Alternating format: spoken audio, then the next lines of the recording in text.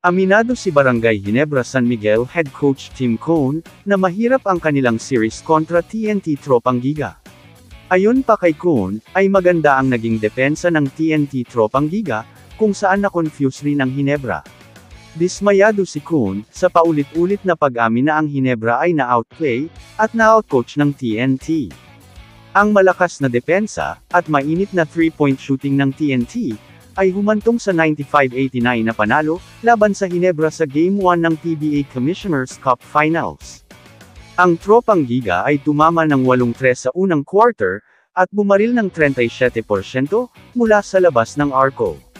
Habang ang Ginebra ay nahirapan sa 25% lamang, na pagbaril mula sa linya. Inamin ni Coach Tim Cone, na nalampasan ng TNT ang Ginebra. At gumawa ng napakaraming pagkakamali sa depensa, ngunit nangakong pagbubutihin sa susunod na laro. Nakatakda ang Game 2, sa Linggo sa Mall of Asia Arena. No Jason Castro, no problem para sa TNT. Dahil pinangunahan ni Lefty Kobe ang tropa, nang magpamalas ito ng isang all-around performance, upang talunin sa Game 1, ang kanilang karibal na Barangay Ginebra.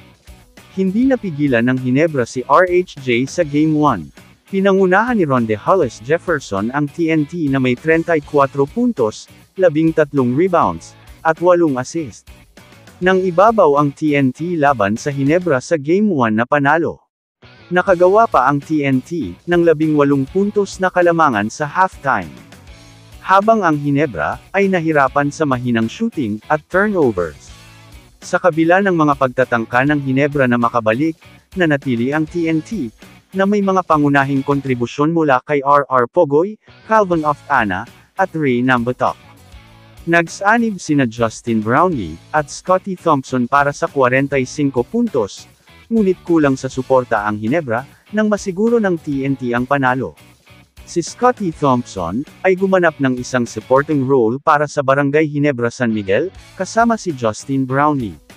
Nagposte ng double-double, ngunit kulang para sa mainit na TNT, sa Game 1, ng PBA Commissioner's Cup Finals. Kamusta mga idol? Sports Zone PH, para sa sports news and update.